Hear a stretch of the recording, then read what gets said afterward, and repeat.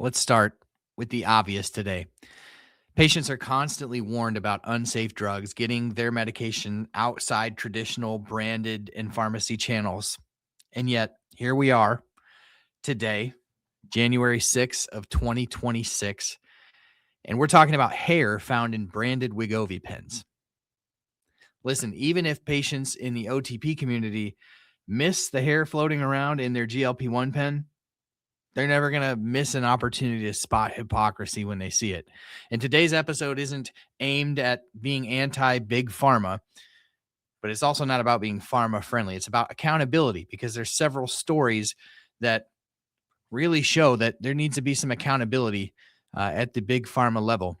We're talking about exaggerated claims and early obesity drug data today. We're talking about a loud and deliberate launch of the first GLP-1 pill for obesity. And we're talking about a manufacturing quality story that cannot be separated from the years of pharma attacks on compounded medications and their safety. So these stories are all connected. You're going to see why. And patients in the OTP community are already starting to see it. We're going to talk about all of that today. Welcome to On the Pen. Welcome to the On the Pen podcast with your host, Dave Knapp.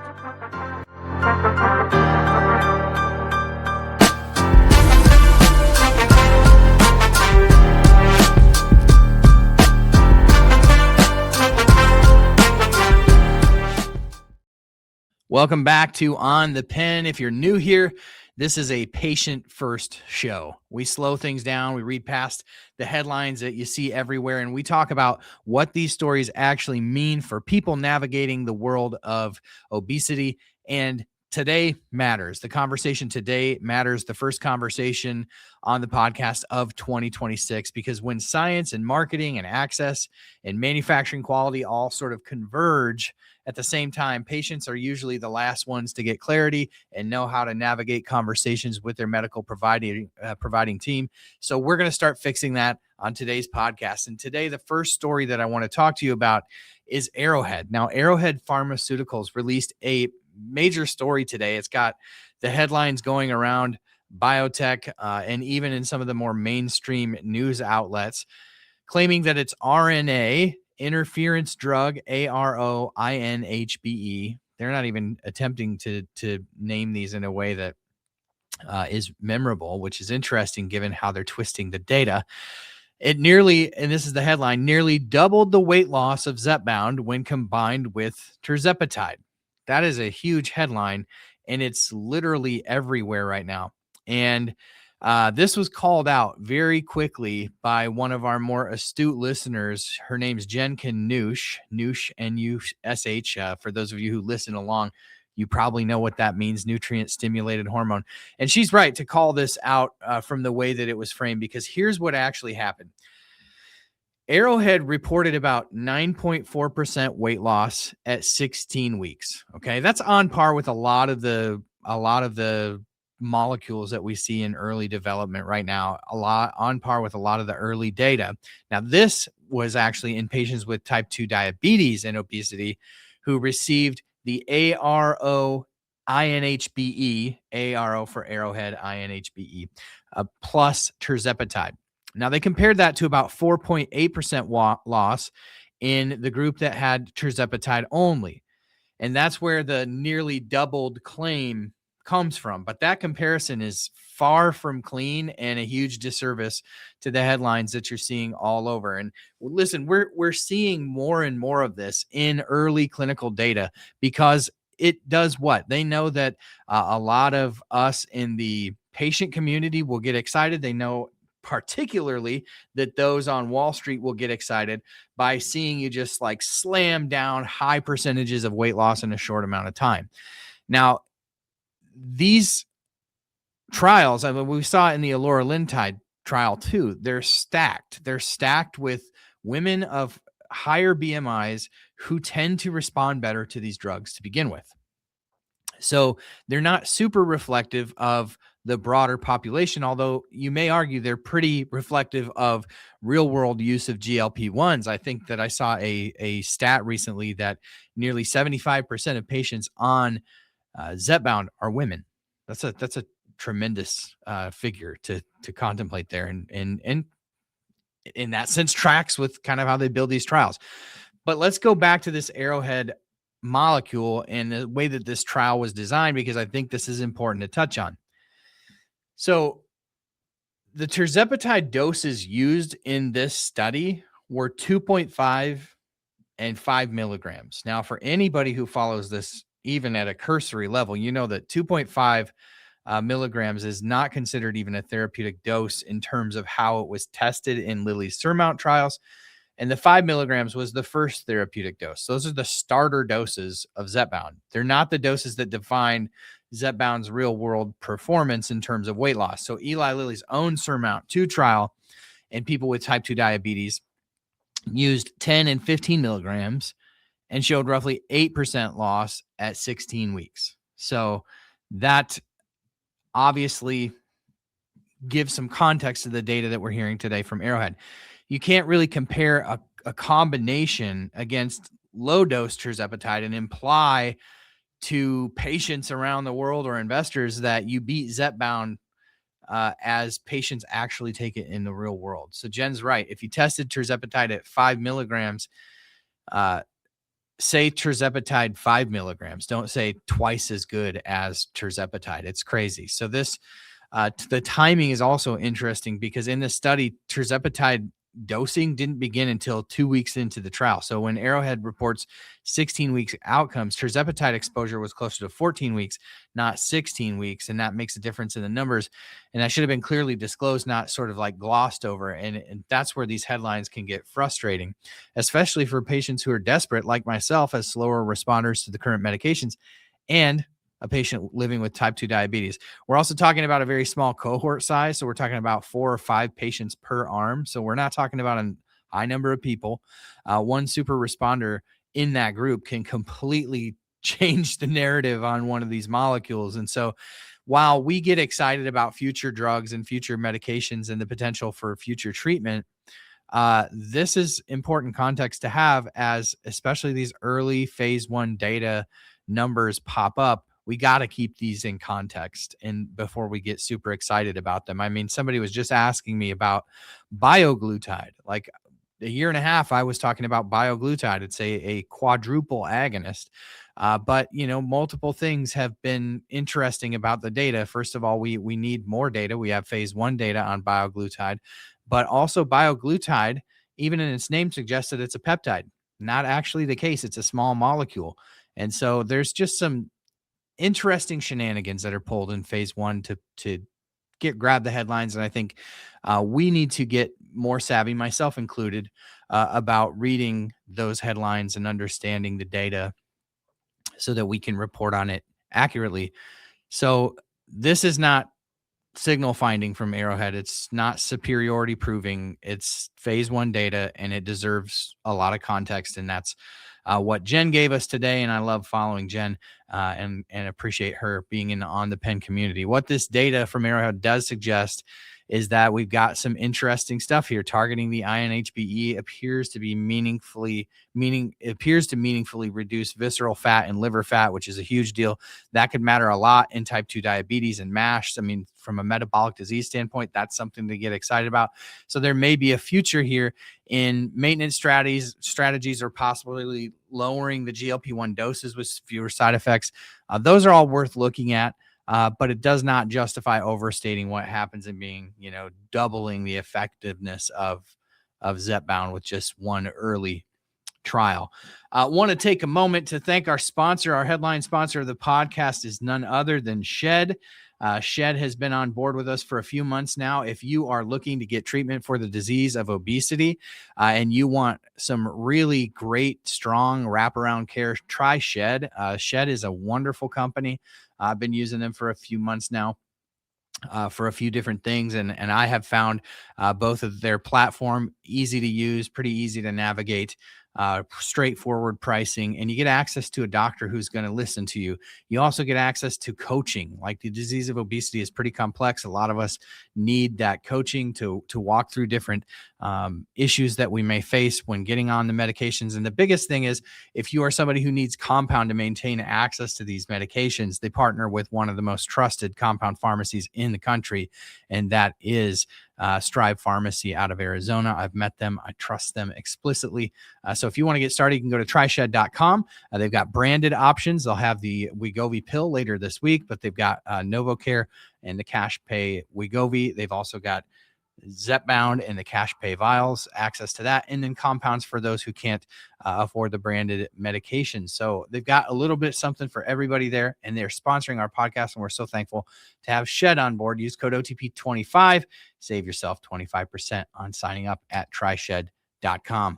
So we're going to talk a little bit about that Wegovy Pill launch, because I think this was a massive rollout for Novo Nordisk. And I think what a lot of investors were looking for in terms of just being aggressive and doing things sort of the American way, right? Big, loud. Let's talk about the launch yesterday. So it was a very coordinated launch. It was intentional. They officially launched all of their doses of oral Wegovy, which is the first FDA-approved GLP-1 pill for obesity across multiple national telehealth platforms, including our friends over at Ro, and traditional prescribing channels, where you can actually go get this prescribed from your PCP, and you can get it through NovoCare directly to your front door.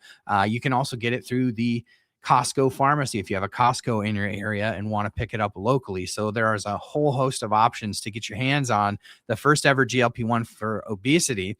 Now, this is not compounded oral semaglutide like you've seen around, which the efficacy is unproven, right? If you wanted an oral version of a GLP-1 previous to this, you had to be diabetic and it would be Rybelsus, or you had to go with the compounded options. And the compounded options lack any sort of real FDA data to show us that they're effective, because oral peptides are very easily broken down by stomach acid. And we've talked about this many times. Novo Nordisk has invested nearly $2 billion in the technology, SNAC technology, that keeps these pills from being broken down by stomach acid and actually makes them orally bioavailable, but only like 10% bioavailable, because when you look at it, you're taking 25 milligrams a day. That's just over 10 times the amount of actual pharmaceutical ingredient you're taking per week than you would be if you were taking the weekly injection at 2.4 milligrams. And I'm not sure what math I just said. I think maybe I said 10 times per day, I guess, is the amount of API that you're using with the oral tablet instead of the injectable tablet per week. And so it's not very orally bioavailable. They add the SNAC technology, and then that does make it orally bioavailable enough to where 25 milligrams gets you to about the same efficacy as that 2.4 milligram injection per week. So it's FDA approved, it's branded, it's at scale, and millions of people who have avoided obesity treatment because of injections have a real entry point, and I'd say lower psychological and practical barriers, because many people don't want to say they're on the shot, right? So it's sort of like plausible deniability for those people to be like, I'm on a pill. And the reality is that most people living with obesity aren't camping out on obesity content online and learning like you are listening to this podcast each and every week. And so when they go in the doctor's office, they may know very little about the shots other than the word Ozempic and knowing that it's the skinny shot. But if they go in there and the doctor says, hey, there's a pill that's out there and it delivers 15% body weight and you can get on it for $149 a month, I think there's going to be a massive amount of people that check this out and at least try it. So $149 for the first 2 starter doses, and then $299 for the 2 higher doses. And that's the cash pay price. If you're covered for injectable Wegovy, you're probably going to be covered for the pills too, and probably pay like $25 a month for it at the pharmacy.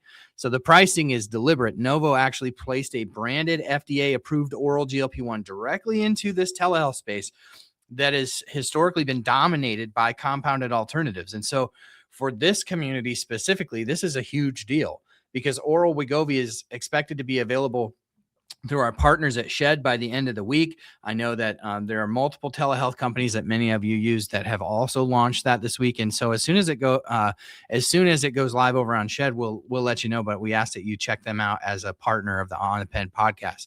So this is a huge launch for Novo Nordisk. I think it came with all the fanfare and maybe a little bit of the eye rolling too. But I as a advocate for obesity care and just knowing the vast amounts of people who have to be reached by these treatments, and knowing that injectables are not only harder to make, they're harder on the environment. They have to maintain cold storage all the way from manufacturing to the time that you inject it.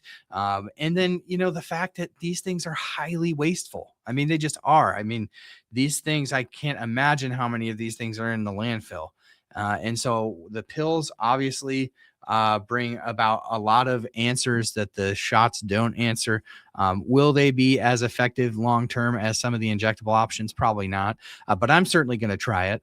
I'm going to give it a whirl because I know that these injections tend to wear off very quickly for me, perhaps more than they do for the average person. I don't know. And I like the idea of a steady amount of drug in my system rather than these high, what they call peaks and troughs of concentration of medication in your system. So I'm going to give it a try. I mean, what have I got to lose here?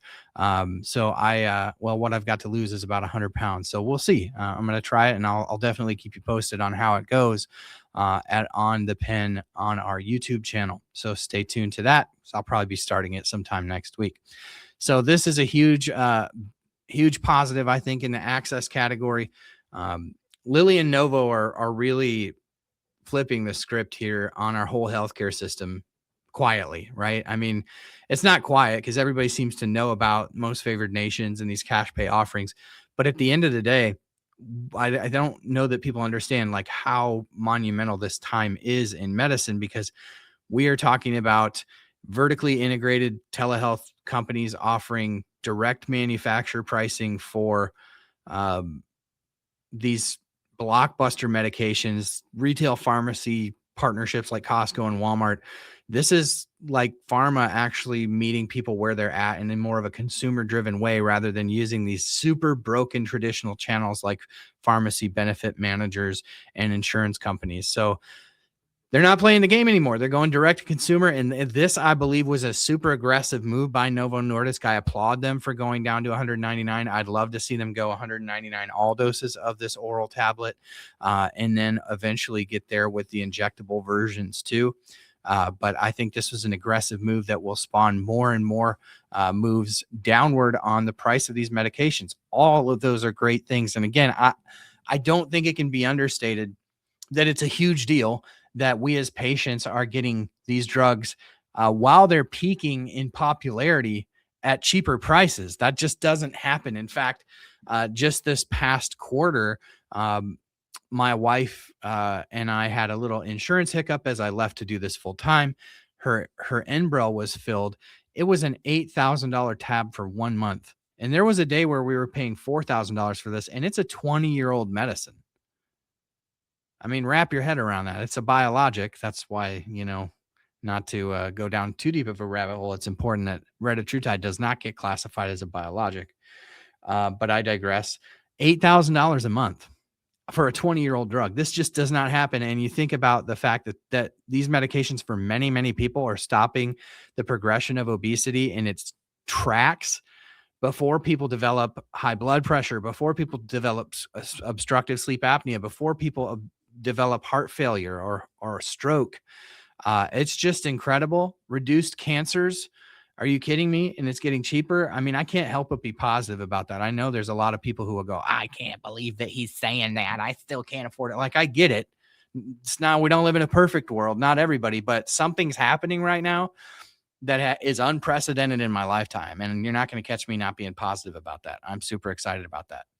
Now we're going to shift gears now, because this is the most ironic story of the day when it comes to the attack on compound pharmacies. Now, we've been fighting against the big pharma assault on compounding, understanding that the compounding is an important backstop to our entire healthcare system. We rely on it. We need it there. We need a thriving compound pharmacy economy in this country. because we need a backstop that doesn't rely on overseas drugs for life-saving medications. We need infrastructure here for that. I am all about compound pharmacies. Now, we've seen this assault in this era of GLP-1 by Lilly and Novo, of course, trying to defend their intellectual property.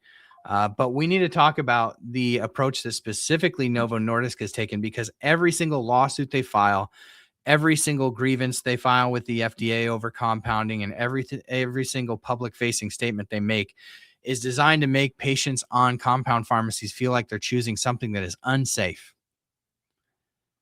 And the irony here is that we've covered a long-standing story now since basically I started on the pen. This was prior to Novo Nordisk purchasing the company called Catalent, but Catalent was one of the largest, if not the largest, manufacturer of generic drugs in the world, and they had, by virtue of being the largest, a ton of manufacturing capacity. They did work for Lilly, for Novo, and scores of other pharmaceutical companies. And Novo successfully acquired them at the end of 2024. So this was approved in the US, the purchase at the end of 2024, December of 2024. They've owned Catalent now for a year. And Catalent, this specific site in Bloomington, Indiana, has been cited multiple times for being just filthy, essentially filthy. If you read the FDA reports on this, it's been found to be filthy, and the FDA has allowed them to continue to operate. But this is where the story kind of escalated this week. And it was lost because we had this launch of the Wegovy pill. But this story can't be separated from Novo's long-running campaign against compound safety. And it's so ironic because they issued a recall affecting 4 specific lots of Wegovy pens due to biological particulate matter. There's an outlet in New York basically reporting that particulate was hair. So some referenced hair found inside of pens, some of these articles. Novo's position is these pens were identified during inspection, that they were never released to patients. But here's where patients like us notice the disconnect. For years, they have aggressively warned lawmakers, legislators about patients' risk that they're taking with compounded GLP-1s. There's legislation that we're opposing. It's in our link tree. You can go to otplinks.com and check it out. But there is legislation that currently exists to shut down compounding of GLP-1s at the federal level, and it's popping up at the state level. We just had an interview with Sabina Hemi of GLP Winner the other day, and we talked about just these things. We launched a petition. We're fighting back. They position themselves as the gold standard of manufacturing safety, and there is hair floating around in their Wegovy pens. And yet these manufacturing quality issues continue to persist. And I just find this whole conversation completely ironic, and it undermines the entire argument that Novo continues to make against compounded GLP-1s. So I believe, and this is just my belief, and I'm reporting what I'm reading elsewhere. I don't have firsthand knowledge or anything from the FDA on any of this. But if this is all true, this undermines the entire argument against compounding. Not that it hadn't already, with what we did know from the FDA on these Catalent facilities that continue to go on at, business as usual, while they're getting knocks against the FDA for finding things like hair in places that hair shouldn't be in injectable drug manufacturing facilities. So I believe we're seeing a pattern here with these Catalent facilities. I don't know if these specific lot numbers are tied to that facility. If they're not, I think that's even worse to some degree. But patients are spotting these patterns too. And even if they miss the hair in their pens, they're never going to miss the hypocrisy of this story. And it matters. It matters. It doesn't mean that we need to panic and you need to be like holding your Wegovy pens up to the light. There's no evidence of widespread harm, but this is all about credibility. You can't spend years and years and millions of dollars attacking compound safety and then just sort of dismissing these own massive concerns about your own manufacturing chain. You can't demand trust from the general public while minimizing these repeated quality signals from the FDA. And where there's smoke, there's usually fire. And this is a story that we're going to continue to watch here at On the Pen closely for you. So let's zoom out. This was an interesting podcast to start the year. Arrowhead science is interesting, but the framing deserves scrutiny. Shout out to Jen Canush on that one. The Wegovy pill launch expands access in a major way. And maybe ironically, the pill launches at a perfect time when people are like, I don't really want to take those hairy injections. Maybe I'll try the pill. But the launch that Novo had and the accessibility that expands and the price that they did launch it at deserves all the credit in the world. But they don't get a free pass on transparency. They certainly don't get a free pass on consistency and quality in obesity medicine. Not with this many patients paying attention to this and listening to what they have to say. So if this episode here helped you in any way, my ask of you is that you would leave us a 5-star rating and review on the podcast. If you're listening on the YouTube channel, please hit the thumbs up button, because that trains the algorithm that this content is worth spreading out to the masses. And then if you would hit the subscribe button, because the subscribe button is going to be what keeps you in touch with our content long term. The bell for notifications will send an alert to your phone when we go live. We go live now Mondays, Wednesdays, and Fridays at 12 p.m. Eastern every day on YouTube. So I hope you'll join us for those live streams where we just have community lives and we chat. Please join us. Thanks again to our sponsor, Shed, for being such wonderful sponsors in this new year. Can't wait for all the things we're going to bring to you. Stay tuned to On the Pen throughout the next few weeks. We've got some exciting stuff for you, so stay tuned to us. Thanks for watching.